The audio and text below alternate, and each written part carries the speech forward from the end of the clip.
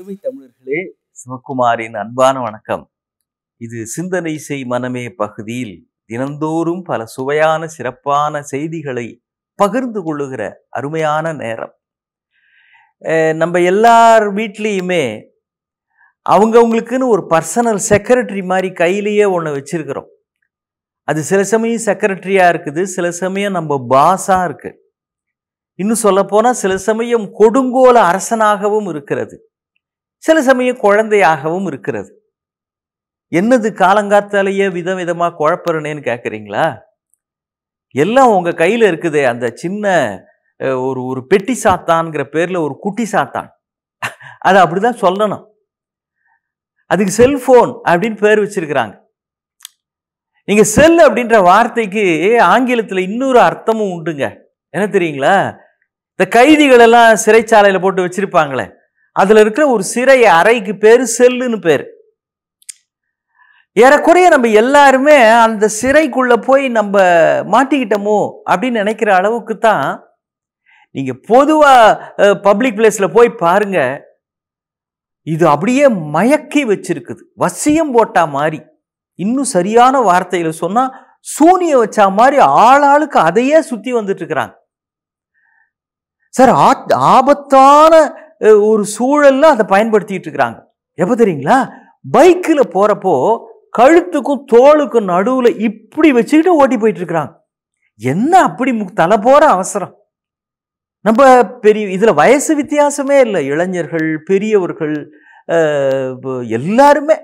சில காவல்துறை நண்பர்கள் கூட அவங்களுக்கு விதிவிலக்கு உண்டு. ஏன்னா முக்கியமான வேலையா தான் அவங்க போறாங்க. ஏதோ ஒரு ஒரு தீமையை தடுப்பதற்கு தான் போறாங்க. அப்ப பேசிக்கிட்டே போனோம். ஆனா கூட அவர்கள் இந்த சமுதாயத்துக்கு முக்கியம் இல்லையா? அவர்கள் குடும்பத்துக்கு அவங்க முக்கியம் இல்லையா?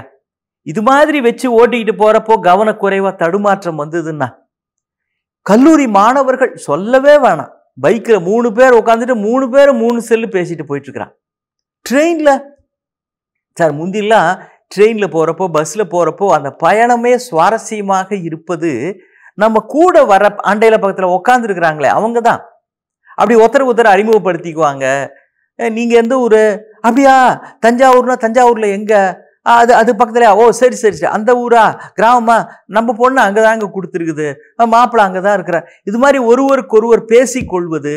அப்புறம் வழியில அவர் ஏதாவது பிஸ்கட் வாங்கினார்னா நம்ம வீட்டு பிள்ளைங்களுக்கு கொடுப்பது, நாம ஏதாவது உணவுப் பொருள் இருந்தா அவங்களுக்கு கொடுப்பது. இப்படி மனிதர்களுக்குள் ஒரு நெருக்கம் வளர்ந்தது. ஆனால் இந்த செல்போன் வந்ததில் இருந்து நெருக்கத்திற்கு பதிலாக ஒரு நெருக்கடி தான் வந்திருக்கிறது. மனம் நெருக்கமாக இருக்க வேண்டுமே தவிர வாழ்க்கைக்கு ஒரு நெருக்கடியாக இது மாறிவிட்டது. இத 2 தடவை இந்த நிகழ்ச்சியிலே கூட சொல்லி இருக்கிறேன். ஆனா அண்மையில, சார் இதுக்கு மாற்று என்ன, அதை பத்தி கொஞ்சம் சொல்லுங்க அப்படின்னு கேட்டார்கள் நண்பர்கள். நல்ல அருமையான கேள்வி. சும்மா செல்போன் பயன்படுத்துறதுல கவனமா இருங்க அப்படின்னா மட்டும் போதுமா? இதுக்கு மாற்று என்ன? ஏன்னா இது ஒரு அடிக்ஷனாகவே ஆகி கொண்டு வருகிறது அப்படின்னு உலக அளவுல சொல்றாங்க. கொஞ்சமா டிஜிட்டல் அடிக்ஷன்.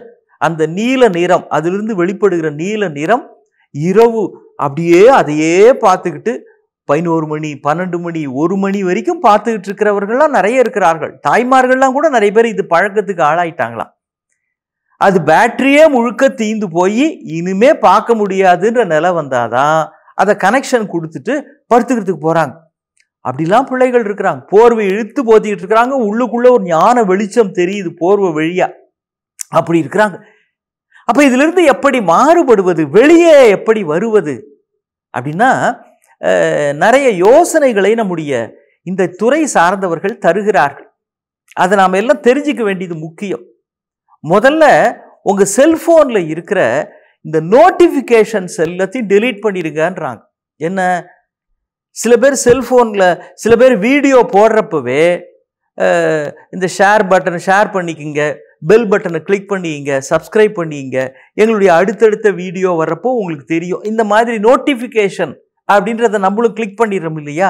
அது எல்லாத்தையும் முதல்ல ஸ்டாப் பண்ணுங்கன்றாங்க. அதுதான் இன்னும் நம்மளை இழுத்து கொண்டே போகிறது. அதே போலத்தான் நம்முடைய பொருளாதாரம் சம்பந்தமான செயலிகள், ஆப் அப்படின்னு சொல்றோமே, உங்க பேங்க் அக்கவுண்ட், இல்லை மியூச்சுவல் ஃபண்ட்ஸ் வச்சிருக்கிறீங்க அந்த அக்கௌண்ட், இந்த மாதிரியான ஃபினான்ஸ் ரிலேட்டட் ஆப். இதை தவிர மற்ற எல்லா ஆப்பையும் டெலீட் பண்ணிருங்கன்றாங்க. விளையாட்டுக்குன்னு வச்சிருக்கிறது, கேம்ஸுக்குன்னு வச்சிருக்கிறது, டைம் பாஸுக்குன்னு வச்சிருக்கிறது, ஃப்ரெண்ட்ஸோட பேசுறதுக்குன்னு சில ஆப் உண்டு, அந்த சேட் ரூம் அந்த மாதிரியான சில ஆப் இருக்குது. அதெல்லாத்தையும் டெலீட் பண்ணிடுங்க. தேவையில்லாமல் உங்கள் நேரத்தை வீணாக்கும், உங்கள் மனதை குழப்பத்தில் ஆழ்த்தி கொண்டு இருக்கும், அதெல்லாம் டெலீட் பண்ணிடுங்கன்றாங்க. அதை விட முக்கியமான ஒன்று, இதை வைத்து விட்டு அந்த நேரத்தில் என்ன செய்வது அப்படின்றத முன்னாடியே யோசிச்சு வச்சுக்கணும். எப்படி இதை வச்சிடறோம், வச்சுட்டு என்ன பண்றது, கையை கட்டிட்டு உட்காந்துருக்க முடியுமா? 2 நிமிஷத்துலாம் திரும்ப அதை எடுத்துக்கிட்டு இப்படி பார்த்துட்டு தோணும். டக்குன்னு அதை வச்சுட்டு என்ன செய்வது என சில தகவல்கள் பார்த்தாக வேண்டி இருக்கிறது. சில எஸ்எம்எஸ் வரும், முக்கியமான மெசேஜஸ் வரும், அதெல்லாத்தையும் பார்த்தே தீரணும். ஆனால் பார்த்துட்டு மட்டும் வைக்க மாட்டோம். உடனே சரி இன்னைக்கு வேற என்ன வந்திருக்குது, வாட்ஸ்அப்பில் என்ன வந்திருக்குது, அதில் இருக்க வீடியோவை பார்ப்போம், அது யூடியூப் லிங்காக இருக்கும். அப்புறம் யூடியூப்ல இருந்து அடுத்தடுத்த பாடல் பார்க்க போவோம், அப்புறம் அயோத்தி பார்க்க போவோம், அப்புறம் மணிப்பூர் பார்க்க போவோம், அப்புறம் ஜப்பான், சிங்கப்பூர், மலேசியான்னு அடுத்தடுத்து போய்கிட்டே இருக்கும். மனசு உலகம் முழுக்க சுற்றி வரும். அப்போ இதை வச்சுட்டு வேறு என்ன செய்வது? பிள்ளைங்களுக்கு யூனிஃபார்ம் அயன் பண்ணி வைக்கலாம். ரொம்ப நாளாக நீங்கள் அடுக்காமல் வச்சிருந்த உங்கள் புத்தக ஷெல்ஃபை அடுக்கி வைக்கலாம். இல்லை சமையல் மனைவி பண்ணுறாங்கன்னா நீங்கள் போய் அவங்களுக்கு உதவி செய்யலாம். செய்யறதே நீங்கள் தான்னா அந்த பிரச்சனை வேற. இல்லை அவங்களுக்கு போய் உதவி செய்யலாம். இல்லை பிள்ளைங்களுக்கு பாடம் சொல்லி கொடுக்கலாம். அது ஒன்றும் இல்லை, வீட்டில் வயசான அம்மா இருக்காங்களா, அப்பா இருக்காங்களா, அவங்களுக்கு முட்டி வலிக்கு தைலம் தேய்ச்சி விடலாம். அதுவும் இல்லைங்க, நீங்கள் சட்டையை போட்டுக்கிட்டு ஒரு வாக்கிங் போகலாம், இல்லை ஜாகிங் போகலாம். அதுவும் இல்லையா, 7 வயதுக்கு கீழே இருக்கிற பிள்ளைங்க கிட்ட பேசுங்க. அங்க தந்திரம், சாமர்த்தியம், அதிகாரம், ஜாதி எதுவும் இருக்காது, ஆனந்தம் மட்டுமே இருக்கும். 7 வயசுக்கு கீழே இருக்க பிள்ளைங்க கிட்ட பேசலாம், அல்லது 70 வயதுக்கு மேல் இருக்கிற பெரியவர்கள்ட்ட பேசலாம். அவங்களுக்கும் வாழ்க்கையில முழுக்க ஒரு பக்குவம் வந்திருக்கும். வாழ்வுக்கு தேவையான பல விஷயங்களை அவர்கள் சொல்லுவார்கள்.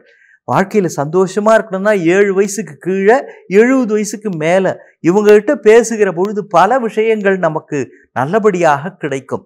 இப்படியெல்லாம் நேரத்தை பயன்படுத்த வேண்டுமே தவிர இந்த சிறை அறையில் இருந்து வெளிவருவதற்கான விடுதலையின் சாவி உங்களிடம்தான் இருக்கிறது. அந்த சாவியை பயன்படுத்தி கொள்ளுங்கள். சாதனை செய்பவர்களாக ஆகலாம். மீண்டும் சந்திப்போம். வணக்கம்.